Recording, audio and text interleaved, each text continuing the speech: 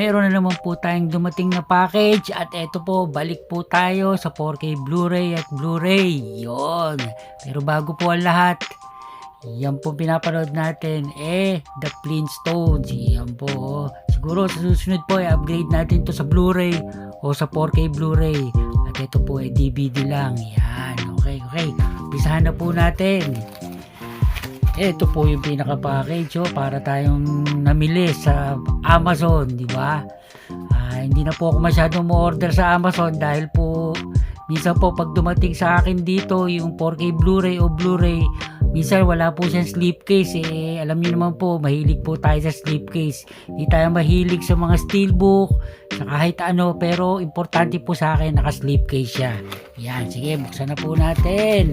At ito po nga pala, galing po ito kay Sir Marlo Nabal. Sir, thank you rito.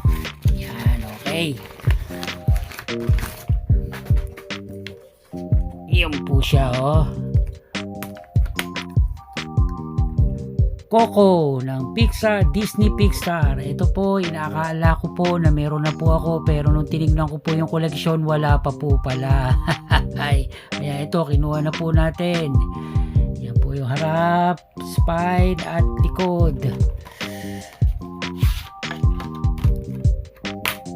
Yan po yung pinaka feature Blu-ray at ito po yung pinaka tawag dito, DVD pala to. Yan. Coco. Ito, nagkaroon na po tayo. At 4K Blu-ray naman po yung The Super Mario Bros. Movie. Ito po, marami pong nag-request ng araw sa akin ito. Almost 1 year na po na nire-request nila sa akin to. Una po dyan si Sir Pedro Encina. Sir, eto na po yung nire-request nyo. Nakakuha na po tayo ng mura at naka-slipcase pa po. Marami pong binibenta nito pero walang slipcase, di ko po kinukuha. Tsaka medyo mataas ang presyo. Ito po, mababa na presyo, naka-slipcase pa. Yan di ba? Teka, hindi pa po natin pala napakita yung spine, yung likod. Yan po. Yan po yung pinaka 4K Blu-ray at meron po siyang insert. Yan po yung pinaka Blu-ray niya. Yan free movie. Yan, meron siyang insert.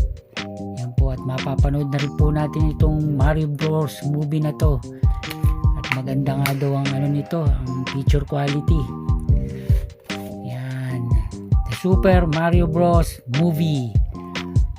Tapos, ito pong itong Blu-ray na to, pinabili po sa akin ng anak ko. Kaya ito, kinuha na rin po natin. Ito po, may upgrade na po ito sa DVD ko kay Drive, kay Ryan Gosling po. Yan, Likod at spine. Yan po yung pinaka Blu-ray at meron po siyang insert. Yan, Drive ni Ryan Gosling. At ito po, wala pa po tayo nito. Contagion. Ito po yung parang pandemic, kaya medyo naging po itong pinikulang to mula nung nagsimula ang pandemic. Marami pong nagkaubusan po nito, marami pong bumili ng Blu-ray at DVD nito. Marami rin pong nanood nitong palabas na to. At saka magagaling po ang bida rito. Yan si Matt Damon, Lawrence Fishburne, Jude Law, sino pa ba? Si Kate Winslet, andito rin po pala. Yan. On spine at likod. At ito po 2 disc, meron din po siyang insert. Yan po, ito po yung pinaka-DVD niya. Po mga HD, ang ating bagong 4K Blu-ray at Blu-ray ngayon. Hanggang dito na lang po, hanggang sa susunod na video. Thank you!